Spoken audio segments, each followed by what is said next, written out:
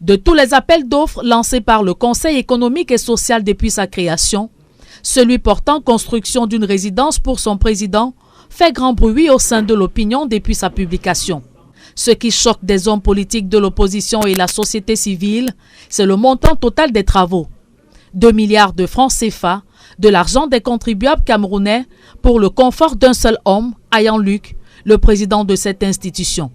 Au sein de la société civile, l'on peine à croire à l'existence d'une pareille ligne de dépenses pour un individu dans un pays où la population manque d'eau potable, d'électricité et de routes. À Douala, vous savez très bien que la circulation est quasi impossible dès que la pluie est tombée. C'est bouché partout à cause des eaux qui bloquent, n'est-ce pas, la chaussée. Et comment on peut se permettre de mobiliser 2 milliards de francs pour aménager 2 appartements?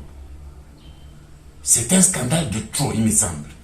Au mouvement pour la renaissance du Cameroun, sortir 2 milliards de francs CFA des caisses de l'État pour offrir une résidence officielle de luxe à une personnalité, au milieu des Camerounais qui tirent le diable par la queue pour se loger, se nourrir et se soigner, est un acte inqualifiable. C'est une insulte aux Camerounais. Pour venir jusqu'à ma modeste demeure, vous avez parcouru quelques kilomètres et il me semble qu'à Douala aujourd'hui, nous ne pouvons pas parcourir 300 mètres sans tomber dans des nids d'éléphants.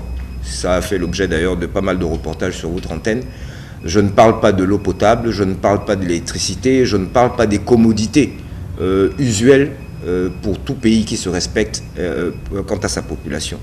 Non, je suis tout simplement irrité, offusqué par le fait que les gens de 82, comme nous les appelons communément, aient si peu de considération pour leurs compatriotes. Au sein du parti au pouvoir, le RDPC, des militants relativisent leur appréciation, soutenant que cette dépense de 2 milliards de francs CFA a tout son sens au regard du rang d'Ayan Luc dans l'ordre des préséances du protocole d'État, tout en doutant de l'authenticité de cet appel d'offres circulant sur les réseaux sociaux.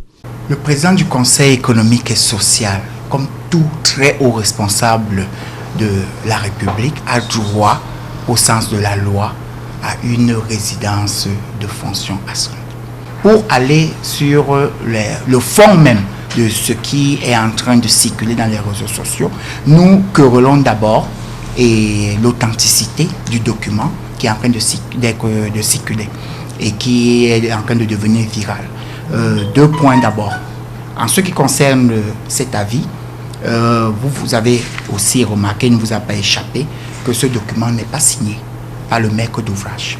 Et autre chose encore, si on dit 2 milliards, ça voudrait dire que l'autorité des marchés, qui est le ministre en charge des marchés publics, à travers l'une de ses commissions centrales de contrôle, doit procéder à la vérification, doit procéder à l'autorisation préalable de la passation de ce marché.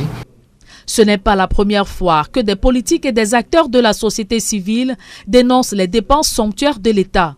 Tous ont toujours crié en vain pour une réduction du train de vie de l'administration publique et ses fonctionnaires, en ce moment où le pays dépense d'énormes ressources dans les crises sécuritaires à l'extrême nord, au nord-ouest et sud-ouest.